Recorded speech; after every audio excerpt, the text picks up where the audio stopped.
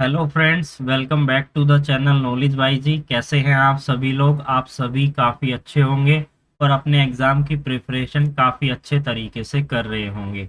आज मैं फिर से आपके लिए एक और नई इन्फॉर्मेटिव वीडियो लेकर आया हूं, जो आपके फ्यूचर एग्ज़ाम के लिए काफ़ी इम्पोर्टेंट है। एपीओ का एग्ज़ाम है, उसकी तैयारी आप सभी काफ़ी अच्छे तरीके से कर रहे होंगे। उसमें हिंदू लॉ के बारे में पूछा जाएगा और हिंदू लॉ से रिलेटेड आप इंफॉर्मेशन इस वीडियो से ले सकते हैं। अगर आप एलएलबी के स्टूडेंट हैं या किसी और कॉम्पिटिटिव एग्जाम की तैयारी कर रहे हैं, चाहे जुडिशरी हो, एपीओ हो या फिर कोई भी अदर लीगल एग्जाम की तैयारी कर रहे हैं, तो हमारी ये वीडियो आपके लिए इंफॉर्मेटिव होगी। अभी तक मैं हिंदू लॉ पे 2-3 वीडियो बना चुका हूँ सीक्वेंस वाइज। आज हम एक और वीडियो लेकर आए हैं जिसमें हम कुछ इम्पोर्टेंट एमसीक्यू को डिस्कस करेंगे, जो आपके मेन प्रीलिम पर्पस के लिए इम्पोर्टेंट है, और साथ ही मेंस पर्पस के लिए एक इम्पोर्टेंट सेक्शन को भी कवर करेंगे। हम पूरे बेयर एक्ट को सीक्वेंस वाइज जो है कवर करते हुए चलेंगे, ताकि हमारा बेयर एक्ट अच्छे से प्रिपेयर हो सके। तो गाइस स्टार्ट करते हैं। और इससे पहले मैं कहना चाहता हूं, अगर आपने अभी तक बेयर एक्ट नहीं लिया है, नोटबुक नहीं ली है, तो बेयर एक्ट और नोटबुक ले लीजिए। ये सभी क्वेश्चन को आप अपने नोटबुक में मेंशन कर सकते हैं। 25 क्वेश्चन तक हम प्रीवियस वीडियो में डिस्कस कर चुके हैं। आज हम 26 नंबर क्वेश्चन से आगे डिस्कस करेंगे। क्या कह रहा है ये क्वेश्चन? ये कह रहा है डिस्पोजल ऑफ प्रॉपर्टी के बारे में हिंदू मैरिज एक्ट 1955 में कहां पर डिस्क्राइब किया गया है। कौन सी सेक्शन है इन सभी में से जो डील करती है? जब हम सेक्शन नंबर 90 की बात करते हैं, तो मैंने प्रीवियस वीडियो में पूरे बेयर एक्ट के इंडेक्स के बारे में आपको बताया था कि कौन सी सेक्शन किस बारे में बात कर रही है।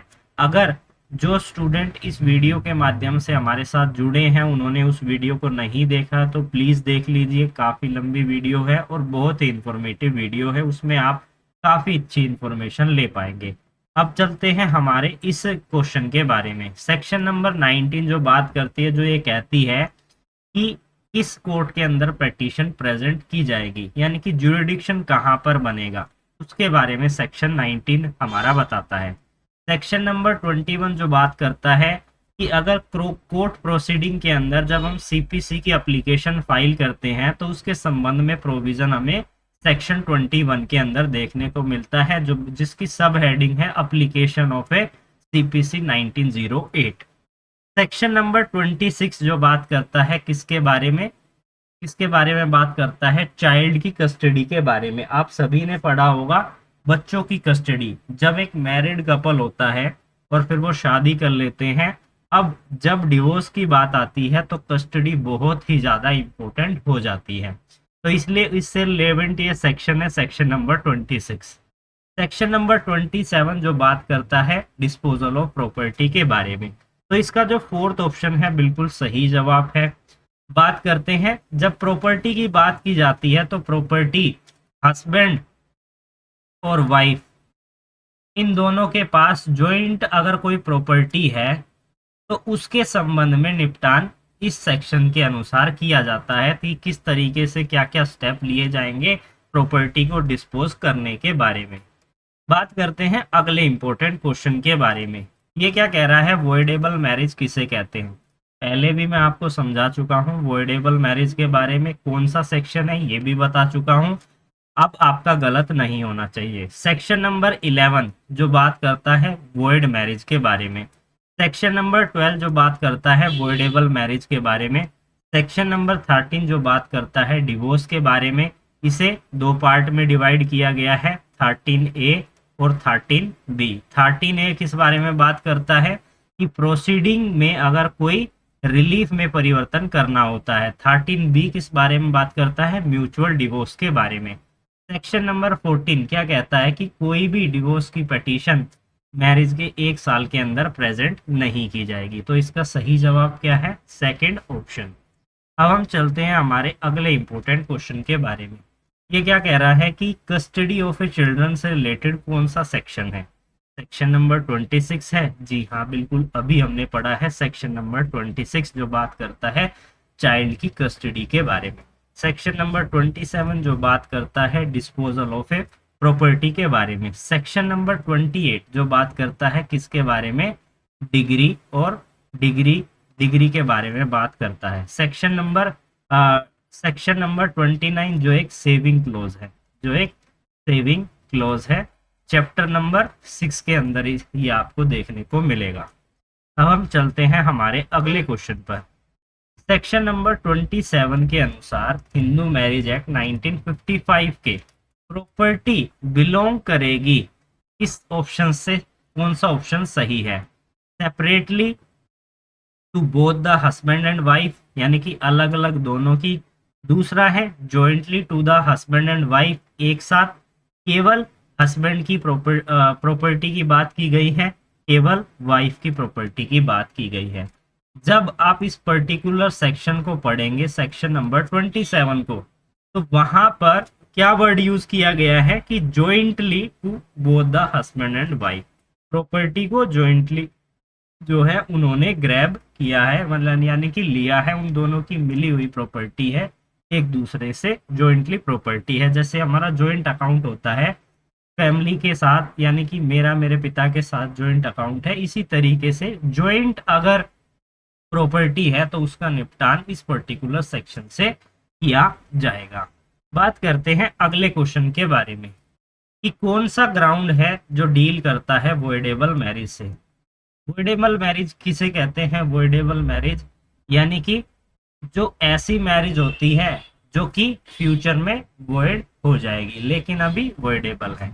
तो फर्स्ट ऑप्शन क्या कह रहा है? That the marriage is not consummated owing to the impotency of the respondent, यानी कि जिसने पिटीशन फाइल की है रिस्पोंडेंट के अगेंस्ट में, उसका यह रिश्ता आगे नहीं बढ़ पा रहा क्योंकि उस जो रिस्पोंडेंट है वो इम्पोर्टेंस है, यानी कि हस्बैंड जो है इम्पोर्टेंस है, इस कारण से मैरिज कंज्यूमेट नहीं हो पाई।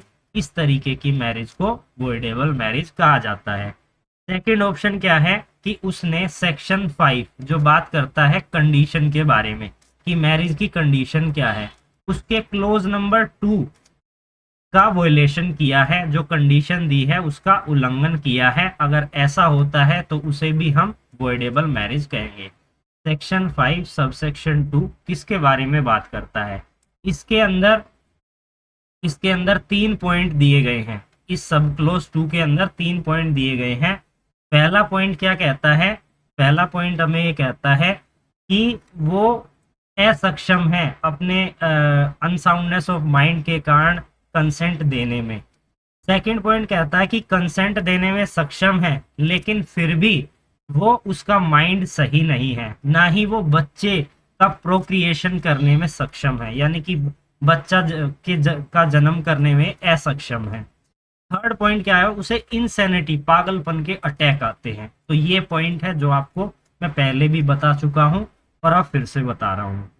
बात करते हैं अगले ऑप्शन की। The consent of the party was obtain by the fraud as the nature of the ceremony और एज द फैक्ट्स, यानी कि जो कंसेंट ली गई थी पिटिशनर से वो फ्रॉडली ली गई थी। तो इसलिए ये सभी पॉइंट ही सही है जो बात करते हैं वॉइडेबल मैरिज के बारे में।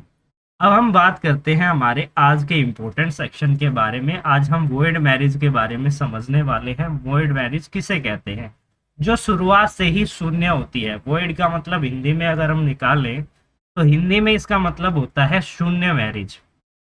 शून्य मैरिज यानी कि शुरुआत से ही वो सही नहीं है, ना वो लॉफुल है, टोटली अनलॉफुल है।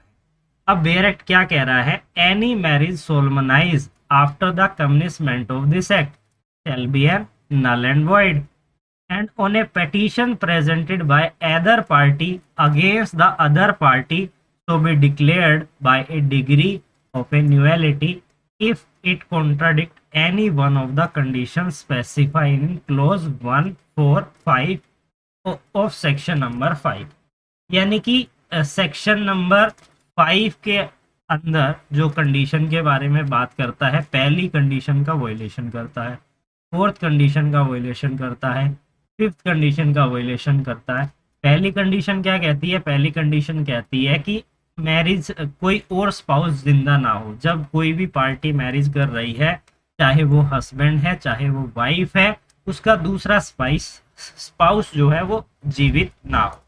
फोर्थ क्या कहते हैं, प्रोहिबिशन, रिलेशनशिप नहीं होना चाहिए। फिफ्थ ऑप्शन कहता है स्पांडाज नहीं होने चाहिए, स्पिंडाज नहीं होने चाहिए, एक दूसरे के पिंड से नहीं होने चाहिए।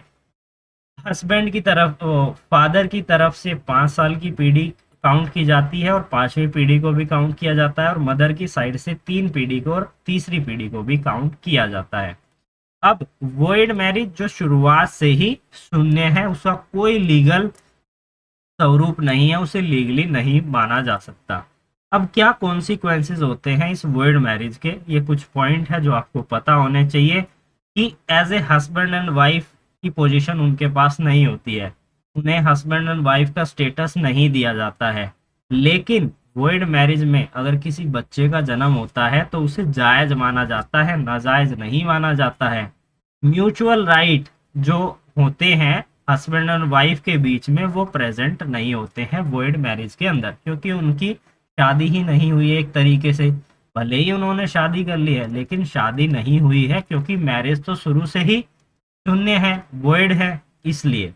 और wife does not have a right to claim the maintenance, ऐसे में उनके पास मेंटेनेंस क्लेम करने का राइट ही नहीं होता है, और हस्बैंड एंड वाइफ का स्टेटस नहीं होता है, और इसमें डिग्री ऑफ न्यूअलिटी यानी कि डिवोर्स की डिग्री की जरूरत नहीं होती, क्योंकि वो पहले से ही नल एंड वॉइड है। तो ये आज का सेशन था, आई होप आप इसको एंजॉय कर पा रहे होंगे। अब हम हर हफ्ते में जो भी हमारे प्रीवियस क्वेश्चन हमने डिस्कस किए, सेक्शन डिस्कस किए, उसको रिवाइज करते चलेंगे। इसी तरीके की और वीडियोस के साथ आप हमारे साथ जुड़ सकते हैं।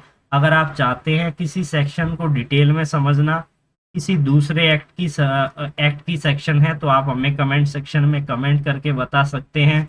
आप कह सकते हैं, इसके अलावा आप एमसीक्यू की डिमांड कर रहे हैं, केस लॉज की डिमांड कर रहे हैं, तो आप हमें कमेंट सेक्शन में कमेंट जरूर कीजिए। Thank you very much.